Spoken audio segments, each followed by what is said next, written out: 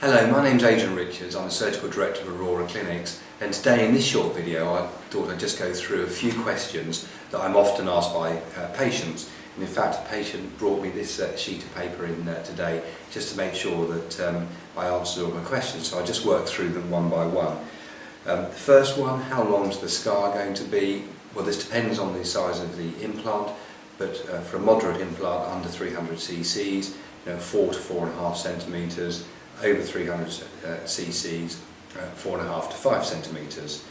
The support programme, it was another question, and we have a very intensive support programme, so we'll look after you afterwards, unlimited follow-up appointments, and we like to see you every year.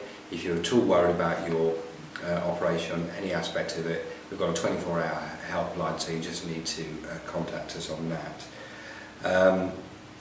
How long does the breast implant last? Again, this is a difficult one to answer, but the implant manufacturers give a lifetime warranty.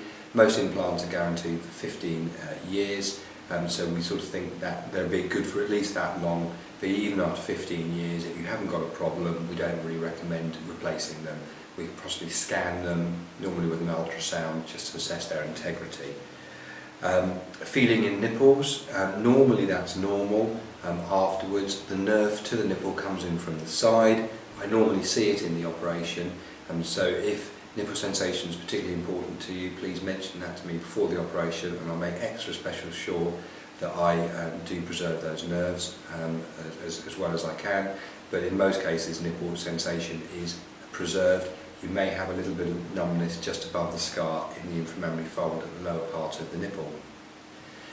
Next one is overnight stay. I normally do like to keep people in overnight, but for instance, I've done 2 breast augmentations earlier on today, and they'll be going home tonight. Sometimes people prefer to go home on the evening of surgery, and that's fine. Pre-operation checks. I do like these. Normally the nurse will give you a ring about a week before, just go over, check you haven't got any illnesses, any allergies, and if necessary arrange blood tests and heart tracings. If you've never had an anaesthetic, this lady asked me, are there any risks if you've never had an anaesthetic? Well, I use the same anaesthetist I've used for years, and if you're ASA, that's an American grading of anaesthetic risk. If you're ASA grade 1, that means you've got no heart problems, no lung problems. It's actually safer to have an anaesthetic with an experienced anaesthetist than it is probably to drive home from your clinic appointment. So in 10 years of practice with over 1,000 breast enlargements, I've never had a serious problem with anyone having a medical problem.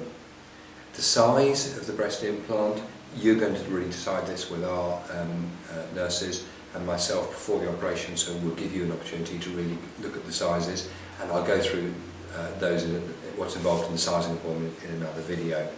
Painkillers, immediately after the operation you will be fairly numb, have no pain from the operation. It does get more painful that evening, and we will give you painkillers, paracetamol and normally Celebrex with codeine, so you'll be given all of those painkillers and your first appointment and instructions on what to do in the first week, and when your first consultation is. We'll give you all that before you leave.